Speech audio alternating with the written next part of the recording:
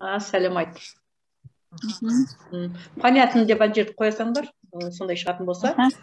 Енді бұл әшейін қарапайым сабақ емес, бұл кәдімгідей спортсмендердің чемпионды дайындайды сияқты біз адамдарды дайындаймыз, шынықтырамыз да, жалпақтың. Сондықтан бұл жерде белгілі бір тәртіп бар.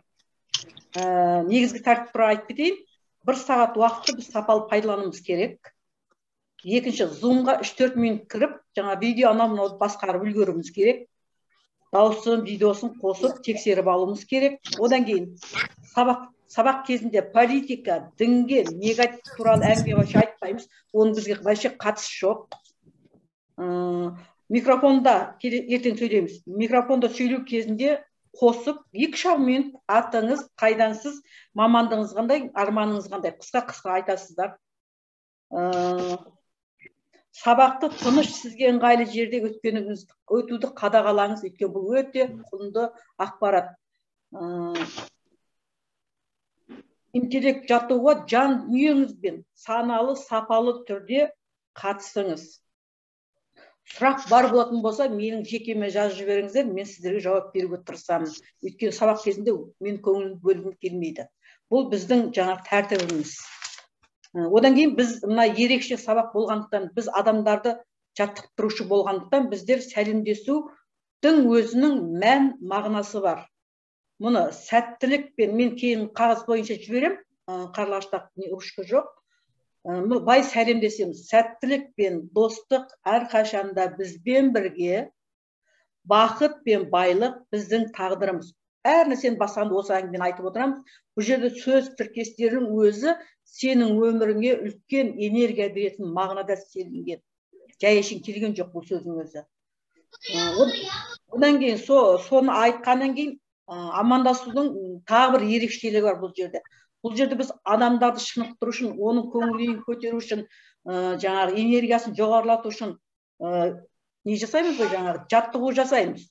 Сол кезде біз сол кісілерге сөз берген кезде, сол айтқан кезде біз ол бір-бірімізді шабыттандырып, шарықтандырып, жақсы сөздермен прямо бір-біріміз танымасақ та айға апарып отырысып қоямыз жаңа адамды. Дәл қазір біздер кішкентай ғана адамбыз біздің ойымызша, біреулер үшін да.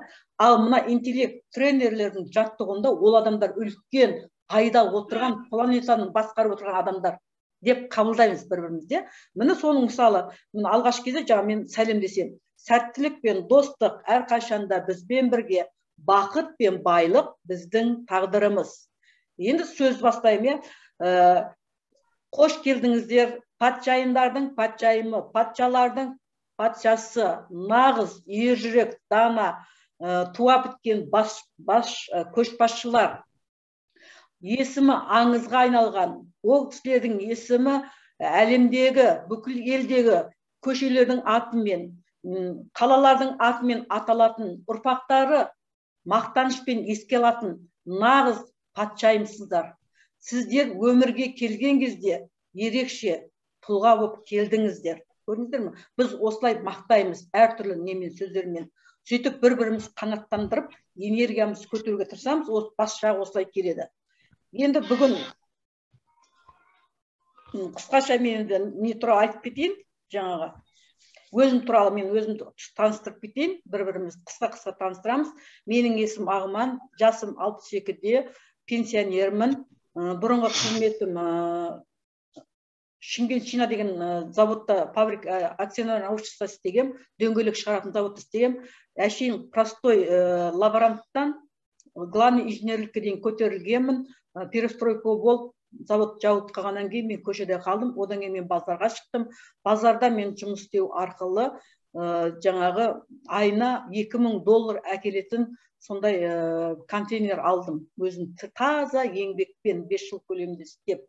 Одан кейін 2015 жыл мен сол контейнерімді сеніп жүргенде 2015 жылы жазда күзде ол жанып кетті. Сол кезде мен өзімді өзім ұстадым. Жұрттар жаңағы ойбай көбісі кредит алған ғой. Кредит деп анау стресс деп түсіп, көбісі кейбіреу асылып, айтуға неге кетті, кейбіреу стресс алды, кейбіреу инфаркт алды. Ол кезде айттым, Аллаға шүкір, өзің айттың да соны наған кезде сондай болып жатқан кезде Аллаға шүкір, тәуба 12 мүшем сау болсын, бала шағам аман болсын, Алла тағала маған күш қуат берсін, әлі де талай асу бар, бәрінен өтемін деп сондай әрекет жасадым. Сөйтіп түксіз қалған кезде мен Алматыға келдім 2015 жылы. Соның бәрі біткеннен кейін нөлден қайтадан бастап сөйтіп тұрғын үй жинақтау банкісінде штатный консультант жұмыс істедім.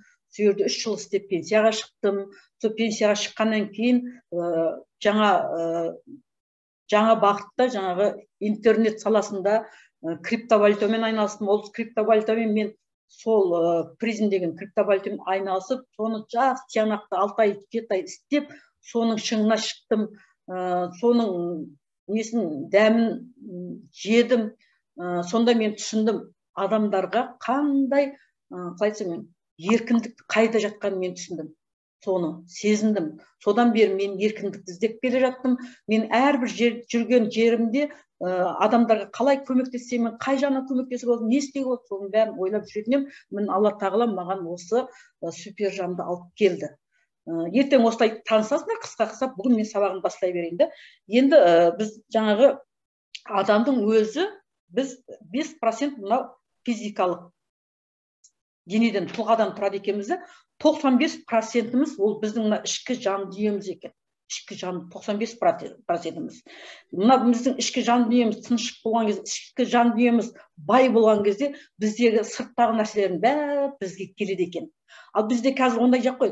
Сыртқа шықсаңыз, адамдардың бәрі әбіржіп, қабақтар түсіп кеткен, қарызда, үйі жоқ, кредитке кіріп кеткен, сондай ғой. Сондай жағдай бәрі ойда жүрді, бала шағаны қалай ассам деп жүреді да, сөйтіп одан сайын қарызға кіре береді екен. Енді супер жанның негізгі мақсаты бүкіл әлемдегі адамзаттың ішкі жан дүниесін, рухын дамытып, өзінің балалық шақтағы кейпіне келтіріп, сондай жағдайға жеткізу осы тренинг арқылы.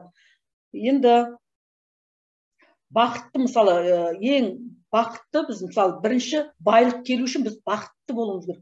Бақытты болған кезде біздің ішкі жан дүниеміз бақытты болу керек. Енді сол бақытты біз қаяқтан аламыз? Мысалы, зарядный мына телефон, зарядный устройство арқылы күш алады, күш қуат алады, энергия алады да. Біз енді бақытты болу үшін бізге энергия керек. Энергияны біз қаяқтан аламыз? Оның бәрін өзімізді дамыту арқылы алады екенбіз. Енді мен осы супер жанға дейін мен жоғары төмен түсіп көптеген нәрсені сол кезде түсіп кеткен кезде мен анализ жасадым. Мына супер жанның 10 күндік, 2 рет 10 күндік курсынан өтіп түсінейші, ол жерде қандай адамға пайдасы бар, маған қандай пайдасы бар деп жүргенде мен өзімнің денсаулығым дұрысталғанын байқадым. Өйткені мынау пандемия кезінде 3 рет ауырдым, бірақ больницаға түскен жоқпын ғой. Менің көңіл күйім түсіп кеткен, жаңағы до такой даусым қырылдап анық шықпайды. Мынау менің жаңағы жаттығуға қатысқан кезде менің мына даусым ашылды, жаттығулардың арқасында. Қазір даусым жарқын шығады. Бұрын ана звонить еткен кезде тұр, Ағман апай, не болды, ауырып жатсыз ба деп сұрайтын. Жоқ, мен ауырып отқан жоқпын деймін. Даусыңыз біртүрлі болып шығып тұр дейді да. Ама жаттығудан кейін менің даусым анық шығатын болды. Енді осы супер жаңа келіп 10 күндік жаттығудан өткен кездегі менің түсінгенім, адам өзін басқара алады екен, өзіне күш қуат жинай алады екен. Керек заттың бәрін алуға мүмкіндігі бар екен. Бізді қай кезде жоғалтып, қай кезде біздің энергиямыз төмен болып кетеді. Төмен болған кезде біз сырттағы адамдармен санаса бастайды екенбіз. Егер жағдайымыз жақсы болса, жақсы болып, ақшамыз көп болғанда біз бақытты болып өзімізді сезінбейді екенбіз. Енді осы жаттығудың арқасында біз бақытты өзімізге шақырып аламыз. Енді бақытты қалай алуға? Ол белгілі бір іс әрекеттің арқасында біз өзімізден жаңағы шынайы гормондарды бөлуге мүмкіндік жасайды екенбіз. Мысалы, енді бақыт болғанда жаңағы бақыт негізі неден тұрады? Энергиядан тұрады. Енді энергияны қаяқтан аламыз? Энергияны біз іс әрекетімізден, көңіл күйімізден алады екенбіз. Енді көңіл күйіміз көтеру үшін біз не істеуіміз керек? Күлуіміз керек екен. Бірақ бізде қазір қарап тұрсақ, күле алмайды екенбіз. Шын ниетімен күлмей, бізде роботтың күлуі екен. Мен өткен сабақтан өткен кезде мен түсіндім. Мен айтқам, күшті мен күліп жүрмін ғой. Сондай көңілдімін деп. өзінше бір екі сабақта сөйттім ғой. Үшінші сабақта сразу айттым, ой, менің күліп жүрген әшейін далбаса екен. Мен даже ішін күлген уақытымда білмейді екен. Қай кезде ішін күлгенімді. Әшейін жымиып қойып жүреді екен. Содан бері енді балалық шақта біз мектепке барғанша күніне себепсізден себепсіз 500 рет күледі екенбіз. Ал мектеп бітіргенше содан 1% қалады екен. Қазіргі жағдайда үлкен кісілер күледі екен, күніне күлсе 4 мәрте күледі екен. 40 мәрте, оның артық күле алмайды екен. Оның бәрі тағы жасанды екен. Енді сол шынайы күлкі келу үшін біздер бірінші жасанды күлкі күліп аламыз, жасанды күлкіні. Сөйтіп біртіндеп шынайы күлкі кетеміз. Енді бұл осы туралы зерттеген ғой, әрбір нелер, жаңағы ғалымдар зерттеген ғой. Қазір дайын жазып аламын. Міне күлкі туралы.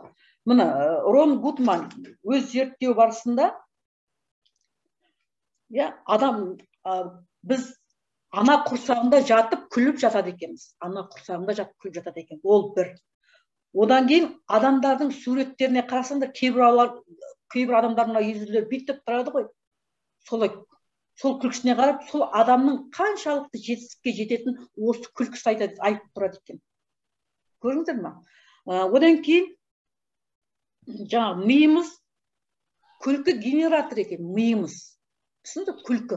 Біз күлсек болды, бізден күлкі, бақыт, жаңа гормоны бөлінеді екен. Бірақ біз шынайы күлкі емес, әшейін ыржию или жаңағы дарақ күлкі, масаттанып күлкі, біреудің алдында дейміз да, бірақ іштен шыққан күлкі емес екен.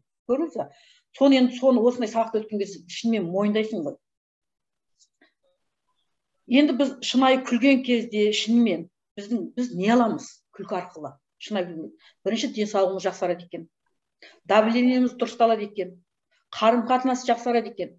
Ең мықтысы өмір жасымыз 10 жасқа ұзарады екен. 10 жасқа ұзарады екен күлкінің арқасында. Бірақ енді бұл күлкіні 8 жаттығу арқылы біріктіріп, тіркестіріп істегенде ғана адам іске асырады. Енді Мадан Катари, доктор, Индияның докторы, кедей семьядан шыққан, сол енді адамдардың операцияға түсіп ауырғаннан кейін көңіл күйін қалай көтереміз, осыны күлкі арқылы көтерейік деген статья жазуға тапсырмалады. Соны жазып пісіп бәрін жинақтап газетке пешаққа берейін деп жатқанда миына ой келеді. Мен неге адамдарды ауырғаннан кейін оларға мен көңіл күй сыйлауым керек? Мен оларға жеткізбей, мен сол көңіл күйді сыйлайын деп, өз сияқты адамдарды таңертең жинап алады, жұмысқа барардың алдында. Бәрін шақыршағыл давайте күлеміз дейді. Сөйтіп эксперимент жасайды. Сөйтіп кешке келесің, бәрі бір-біріне отчет жасайды. Осылай болды. Сөйтіп ол өзіне подтверждение адамдардың көңіл күйін тек қана күлкі арқылы көтеруге болатынын түсіндіреді ғой. Қалай күлгі ол? Шынайы күлу арқылы. Шын ниетмен, как балалық сияқты, соны үйретеді ол кісі. Одан кейін мына даже Анатолий Тарас, легендарный мастер-тренер хоккейдікі бар ғой, сол кісі жаңағы хоккейстер дайындаған кезде, дайындап ойнап жатқан кезде күліп отыр. Күлкі арқылы сен үлкен дәрежеге жетесің. Неге түрің нағып кеткен деп дайындайды екен. Сендер чемпионсыңдар. Сендер күліп жүрулерің керек. Сендер күліп ойнаңдар. Бұл әшейін доп дейді, бұл әшейін жеңіл нәрсе. Сендер оны ойламаңдар. Сендер күліп жүріп істеңдер деп сөйтіп неше көптеген чемпиондар дайындаған екен хоккейистерден. Сөйтіп барлық уақытта біздің Анатолий Тарасов барлық уақытта бірінші орынды алған екен. Легендарный мастер-тренер хоккейисті. Сондай міне тарихта есі қалғанда, сол бүйтіп айтады екен, без улыбки нам нет места в спорте деп айтады екен. Көрдіңіз бе? Күлкісіз спортта біздің орнымыз жоқ, сондықтан күлесіңдер деп сөйтіп дайындайды екен. Міне осындай қысқаша тарихтары бар. Енді бізде 8 интеллект жаттығу бар, ол қалай шықты, қайдан шықты. Оны жаңағы 350 бүкіл шығыс пен батыстың 350-ден астам методика бар ғой, методика. Адамдардың өмірін жақсартатын. Соның ішінен 8-ін қана адамдардың өмірін 100% кепілдікпен өзгертетінін дәлелдеп шығады. Ғылыми түрде дәлелдеп шығады. сертификаты бар, және өзінен өткізіп 30 жылдан уақытын кетірген миллиардер өзін жеке тұлға етіп дайындаған осы жаттығулардың арқасында өзінен өткізіп 350-ді жинайды, соның ішінен 8 упражнениені алып, ғылыми дәлелдендіріп, сертификатын алып, өзінен өткізіп, және жерде 400 мыңнан астам адамдардан эксперимент жасау арқылы өткізген. Ол миллиардер өзін тұлға етіп дайындаған Владимир Довган. Естігенбіз оны, миллиардер қазір. Ол осы 8 жаттығуды әлемде 2017 жыл береді. Қазір жақсы дамып жатқан себебі біздер бәріміз онлайнға көштік, сондықтан адамдарға көмек ретінде болсын деп жатыр. Неге? Өйткені қазір жан-жағына қарасаң әлемде төңкеріс болып жатыр, былайша айтқанда. Адамдар как робот, бір-бірін көшеде кетіп атып кете салады, бір-біріне айқай салады, бір-біріне ұрса салады, сондайда қараптан қарап жаңағы соғысып жатыр. Жоғары жақтар өзінше соғысып жатыр.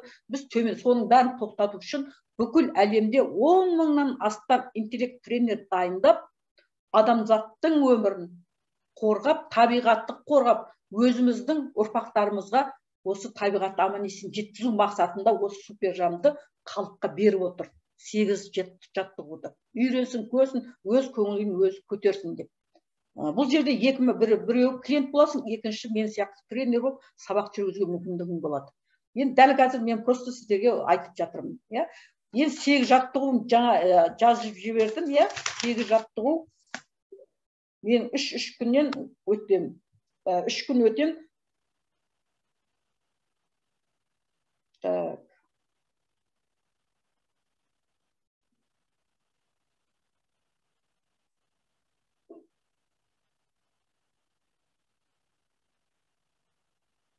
Сендер түсініп алсыңдар, мен қатты сөйлеп қойған жоқпын ба, қыздар? Қарлығаш? Түсінікті. Түсінікті ма? Жақсы. Түсініп осы. Адам өмірін өзгертетін осы 8 жаттығудың бүгін интеллект жаттығу туралы жаңа общий мәлімет бердім. Екінші сол 200 күнге, одан кейін өз ойымның есі. Енді бір-біріне тіркес. Енді жаттығуды қалай жасаймыз? Бірінші біздер жаттығуды жасар кезде күнде таңертең тұрып, әрқайсыңызда жаңағы не бар ма?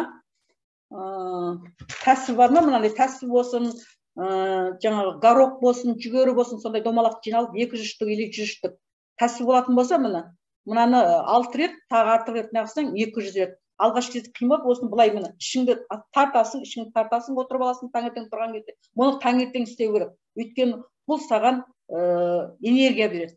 Гормондар бөлу көмектеседі. Осымен жаттығамыз мына. Былай. Мына ішімді деп осылай жаттығып істейміз. Ол бір. Одан кейін таңертең сағат 10-да мен дайындап қойдым.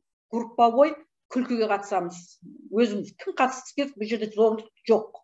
Күлкіге қатысамыз. Енді күлкіге қалай дайындаламыз? Бірінші жаңағы жасанды күлкі жасамыз. Ол үшін біздер тұрып дайындаламыз. Деп әртүрлі үн жібереді. Енді қараңыз. Сіздің сыртқы жүрісіңізге 55% адамдар қарайды, егер осанкаңыз дұрыс болса. Сіздің үніңізге адамдар тыңдайтын болады 38%. Адамдар тыңдайтын болса, сіздің сөзіңіздің мән мағынасының 7%. Сондықтан дауысты қазір осы күлкі арқылы дұрыс. Мына көкірек, өкпе тазаланады, тыныс жолдары ашылады. Соны бүйтіп тұрып, осылай тұрып, неше түрлі үнмен шығарса, деп сөйтіп дайындалатын, одан кейін шалқайып тұрып күлесіңдер. Ол таңертең бүйтіп көрсін. Сөйтіп үзбей 3 минут күлеміз, 3 минуттан кейін арғай жалғасып кете бер.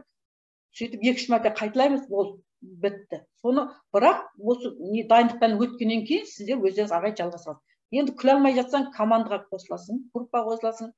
Болмаса кішкентай бала шағаңмен күлуіңе болады, балдарыңмен күлуге болады. Соларды балдарды күлдіріп үйретіңдер. Енді сыртқы нәрсемен салыстырмаңыз, тек қана өзіңізге қажет нәрсе, потому что бұл сізге қажет, сіздің өміріңізге қажет, қарым-қатынасқа қажет, табысыңа қажет, денсаулығыңа қажет. Ең күштісі сенің балаңа қажет қой. Балаңды тәрбиелейсің, сонда олардың өмірі қиын болмайтын болды. Күліп отырып, тірліктерін істеп кете беретін болды. Отзыв деген мынадан көп, ол керек отзывтарды жібереміз. Кеше бір келіншек бір жерге барып, $1 миллион жаңағы германский ыдыстар бар ғой, озонатор, тағы бір әсерлер, тағы ыдыстар. Құны $1 миллион не сыйлық алып кетті. Мәзіп айтады. Есептесем, үйге келіп есептесем $1 миллион дейді ғой. $1 миллион мен есіме кетіп жатыр. кешеде мен $1 миллион айта беріп, аузынан қайта шығып жатыр. Құда қаласа жетеміз соған. Сол күлкі жаттығын түсіндір қалай жаттығатынын. Иә, мынау арқылы жаттығасыңдар 200 рет. Bir günde болмайды. Bir gün ішінде, мысалы, азаннан кешке дейін үйде отырып просто жаттығасың. Кейін әбден жаттыққан кезде күнде бір 5-7 минут кетеді мынаған, шындап дегенде. Ауаны жұтасыңдар, ішіп тартасыңдар, ауаны жұтасыңдар, мына 200-дерің былай өтіп. Мен алғашқы кезде даже мына езуім бітпеді ғой. Мен мынандай нәрсені бүйтіп тұрып бар ғой палышке. Соны бүйтіп тұрып қойып, создым мен былай. Осын жаттығатын болсаңдар, егер 30 күн қайталайтын болсаңдар, кейін сендер әшейін жымисаңдар болды. Сендердің бақыт гормоны бөлінеді, денсаулық бәрі жақсы болады. Сенің энергияң қаншалықты көп болса, шынайы болса, соншалықты сіздерге жаңа табыс келетін болады, қарым-қатынас жақсы болатын болады, бәрі нәрсе болады. Екіншісі енді бұл туралы айттым. Енді екіншісі мен үлгерейін деп жатырмын да, жаңағы өз сезімде, өз ойымның иесімін. Мысалы, сіздерге мен сұрақ қояйын. Бұл сізге біреумен әңгімелесіп отырдың, біреу айтты, сөйлеп қалды ішінде, сол сөз саған ұнамады. Сен алдында ұрыстың, қайтардың. Одан кейін ол қайтарды, одан кейін ол қайтарды. Сонда не болды? Ұрысып қаласыңдар ғой, дұрыс па? Мысалы, екі адам сөйлесіп отырсыңдар. Иә, сөйлесіп отырсыңдар. Сол кезде ана кісі байқамай саған сөздің арасында бір сөз кетіп қалды, сенің жүрегіңе тік ете қалдың. Сен сен неге маған өйтіп айтасың? Неге өйтіп анада дейсің? Сөйлесің екеуің жаңағы ұрысып қаласыңдар. Енді содан қалай сақтануға болады? Көрдіңіздер ме? Сол кезде сақтанып, ана сөйлеп жатқан кезде, жаңағы мынаған кезде сол сөзді естіген көңіліңе тиіп қалса, сен айтасың: тоқта, қарлығаш дейсің. Тоқта дейсің. Сонда тоқта дегенмен жаңағы реакция бар ғой ана сөздің, екеуінің арасында уақыт болады. Сол уақытта сен ойлануға уақыт аласың, өзің ішіңнен айтасың: тоқта дейсің. Осы сөзге мен жауап қайтарсам, одан келетін маған қандай пайда бар? Менің мақсатыма жеткізе ала ма? Менің денсаулығыма пайдасы бар ма дейді. Өзіңе сұрақ қоясың іштен. Сол кезде әрине оның саған қажеті жоқ. Көрдің бе? Сөйтіп өз ойыңды өзің басқарасың. Бұл екінші жаттығу. Жаңа күлкі жаттығу, бұл екінші жаттығу. Енді өзіңнің ойыңды басқару деген. Мысалы, енді көшеде келе жатасың, машина өтіп бара жатты да, сені сумен көміп кетті. Мысалы да, сумен балшыққа отырғызып кеттің. Сен не істейсің? Артынан қуып айқайлап ұрсасың ғой. Ұрсудың орнына сен өзің айтасың: байлыққа, құда қаласа маған көп ақша келе жатыр деп өзің тоқтатасың да, тоқта дейсің. Жаңа болған оқиғамен сенің ойыңмен екеуінде уақыт пайда болады. Сол уақыт аралығында сен өзіңе сұрақ қоясың: ана кісімен қазір мен айқайлассам, жаңа машинамен мен балшыққа батырып кетті ғой, айқайлассам, одан маған не пайда? Менің мақсатыма жеткізе ма? Менің денсаулығым пайдасы бар ма? Жоқ қой. Сондықтан айтасың: мейлі, байлыққа бұл көп ақша маған келе жатыр, жақсы сөз айтуасың, жақсы сөз айтуға тырысасың. Сөйтіп ол адамды жібересің. Сөйтіп өз ойыңды басқарған кезде уже сенің өмірің өзгере бастайды ғой. Уже мен үйрендім, қазір үйде отырып, жан-жақ не отыр қарамаймын. Бұрын не отыр? Не отыр? Ол не болмайды, араласып кете беретін тұғым. Жүгіріп барып шешіп тастайды. Ана решалкамда жүгіріп барып шешіп тастайды. Анадан сөйтіп отыратын. Сосын өзін жынданып отыр, неге өйтеді? Неге бүйтеді деп та. Қазір өзім байқап отырмын, контроль уже. Апрель, марттан бастап өзімде 100% контроль. Енді контроль азынан кешкен ойымданамын. Сондай момент болған кезде мен өзімді тоқтатамын. Сосын жаңа өзіме сұрақ қоямын. И бұл қажеті жоқ екенін түсінемін. Саналы түрде қабылдаймын бұны. Сол, енді қарлығаш, бір нәрсе бар ма саған? Иә. Қалай, ұнап жатыр ма? Ұнап жатыр, иә. Тыңдай бергім келіп жатыр. Бұл күшті, енді сөзбен жеткізу мүмкін емес. Бұл енді жаңа индустрия, жаңа мамандық, былайша айтқанда, психологсың ғой. Психологпен салыстырғанда бұл супер психологтың мамандығы, былайша айтқанда. Психологтар 5 жыл оқиды. Одан кейін жұмысқа тұру керек. Одан кейін ақшаны қай кезде алады? Бір 10 жылдан кейін алады. Мына жерде сен 10 күн, 15 күнде дайындалып жүрсің, саған 24 сағат поддержка. қосымша табыс дайын тұрған. Тем более не онлайн арқылы да вообще күшті, енді сөзбен жеткізу қиын, не адам өзі өту керек екен. Жаңа Ағман апай сіз айттыңыз ғой, жан жағымен алысып кетеді деп та. Сонда ол өзі бақытсыз болған үшін сондай бола ма? Мысалы, данный момент қазір менде сондай ситуация болып жүр да. Сен жұрттармен бүйтіп айтысып кетесің ғой. Сен сол сөздің бәрі сен өзіңе қабылдайсың ғой. Енді сен сол сөзді қабылдамауың керек. Қалай? Өзіңді айтасың. Ана сөйлеп жатыр ма, сен бүйтіп қарап тұрасың да, бетіне қарап тұрасың да, ішіңнен да тоқта қарлығаш дейсің ішіңнен. Сөйтесің, тоқта деген кезде уже үзіліс пайда болады. Уақытта саған ойлану уақыт пайда болады. Сен айтасың, қарлығаш, ішіңнен да өзіңе, осы сөзге жауап берсем маған пайдасы бар ма? Менің денсаулығыма пайдасы бар ма дейсің. Пайдасы жоқ қой. Сен уже саналы түрде қабылдадың. Сөйтесің, мейлі жақсы сау бол деп, мән бермей кете сал. Ана адам өз ойланып қалды, не болды? Қарлығаш біртүрлі болып қапты ғой деп басқаша қарайтын. Одан кейін жұрттың бәрі саған қарай